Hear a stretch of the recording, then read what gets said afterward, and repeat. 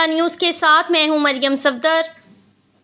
आपको अहम खबर से आगाह करते चलें। आज तहरीक लब्बैक पाकिस्तान ज़िला कसूर के सरपरस्त आला पीर सैयद मकसूद उल हसन गिलानी ज़िला चेहलम के मरकज़ी अमीर अल्लामा आसिम इशफाक रज़वी PP 180 के अमीर अमानत अली ने रावी प्रेस क्लब हल्ला के चेयरमैन चौधरी जावेद हुसैन मने से रावी प्रेस क्लब में मुलाकात की।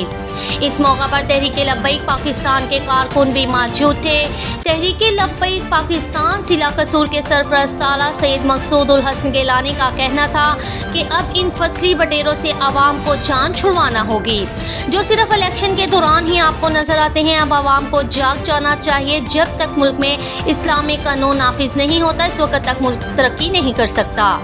अब वो दिन दूर नहीं जब मुल्क पाकिस्तान में निज़ाम मुस्तफ़ा कायम होगा।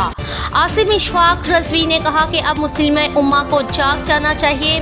और आखिर में रावी प्रेस क्लब के चेयरमैन चौधरी जावेद हुसैन वनीस ने तहरीक लब्बैक पाकिस्तान में शमूलियत का ऐलान कर दिया और कहा कि तहरीक लब्बैक पाकिस्तान के लिए मेरी जान, मेरा माल और मैं खुद भी कुर्बान होने के लिए तैयार हूँ। हमें इससे हटकर और कोई जमात सच्ची नहीं लगती। अब तक के लिए इतना ही। मज़ीद खबरों और अपडेट्स के लिए देखते रहें हल्ला न्यूज़।